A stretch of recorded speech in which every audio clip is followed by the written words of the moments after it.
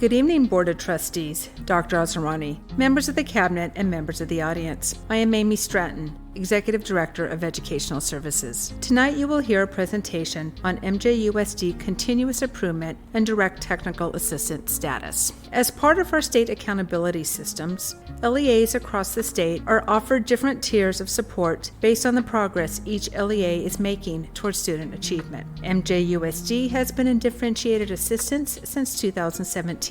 Differentiated assistance has two different tiers of support: differentiated assistance and direct technical assistance.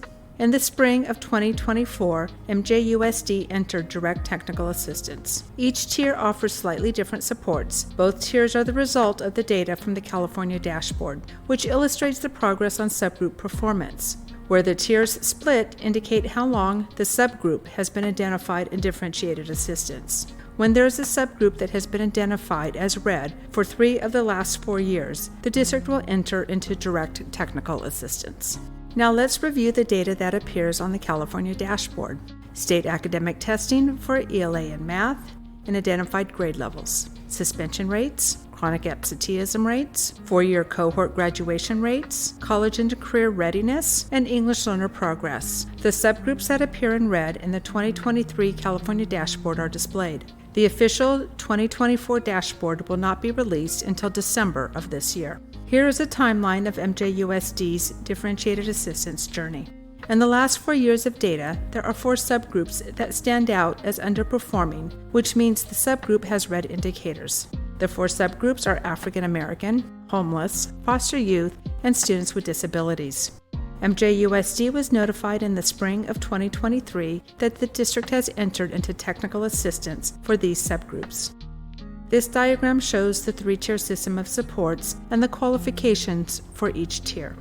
In addition to the district-level supports, school sites may also be in technical support. There are 2 levels of assistance, CSI and ATSI.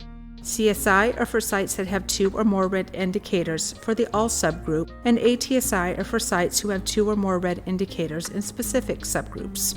Now let's look at the strategies MJUSD is using to address direct technical assistance. A team has been established to support the school sites, set goals, and a process to monitor progress. As part of the new level of support, MJUSD has entered into a partnership with Yuba County Office of Education and the California Collaborative for Educational Excellence, or CCEE.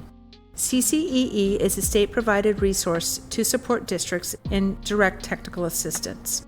The goal of this partnership is to build district capacity to develop and implement actions and services through a continuous improvement cycle using tools such as the Plan, Do, Steady, Act model. Educational Services developed a district support team of directors and coordinators to support the work through the partnership with YCOE and CCEE. By building the capacity of the district staff and developing a comprehensive district plan involving all directors and coordinators, the team will be able to focus efforts on a coordinated, seamless manner to support sites, staff, and students and improve student achievement. Let me introduce you to our MJUSD instructional team. This team will provide additional layers of support for the district support team. Our coaching team has already been busy in serving our teachers in many ways. A few highlights include 123 contacts with new teachers, 107 classroom visits, and 33 site visits collectively.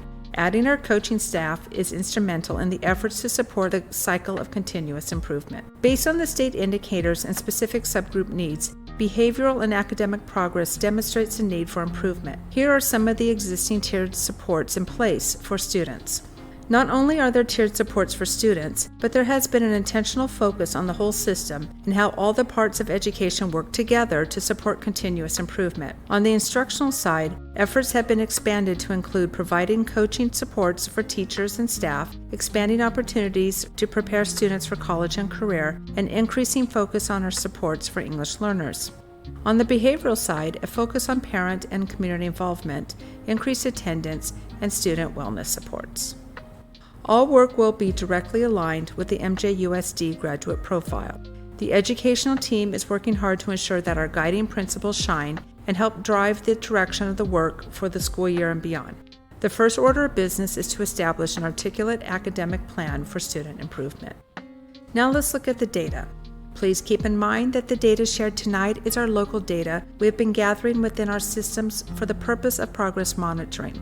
The state data for the 23-24 school year is not yet released.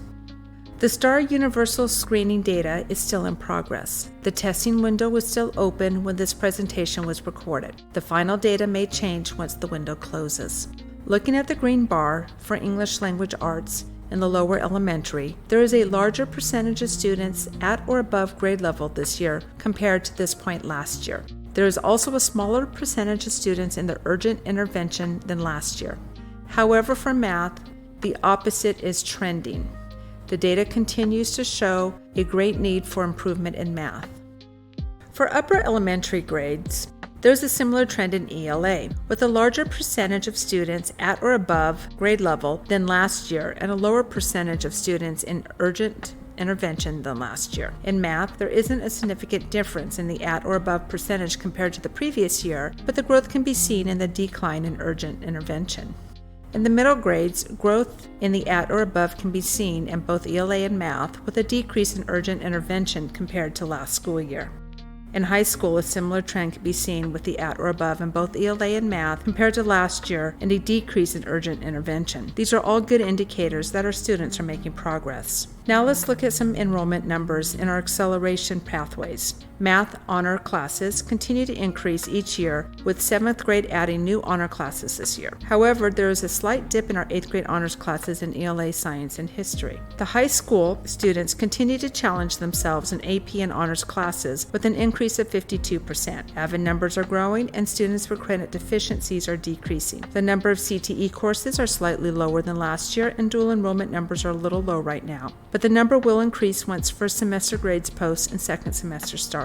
Reclassification increased by 9% during the 23-24 school year. Reclassification occurs all year. At the time of the presentation, 13 reclassifications have been completed. The one-year graduation rate is promising. This chart shows the number of seniors enrolled in MJUSD on the last day of school and graduated within 4 years. Although there is a decrease of 2 percentage points, 95% of our students graduating is a celebration.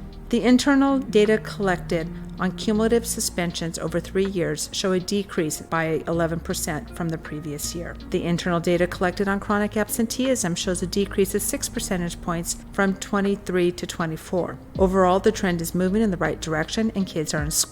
As the district moves through direct technical assistance, MJUSD has established some actions for each of the subgroups in DTA. In all cases, the district support team will be working closely with schools for data analysis, reviewing our policies and processes to ensure that we have safety nets for students and begin to incorporate continuous school improvement. Through all these efforts, an improvement of data on the California dashboard is expected to occur. The expectation is to see at least 5 percentage points improvement in all indicators reported on the dashboard. I'm available to answer questions you may have.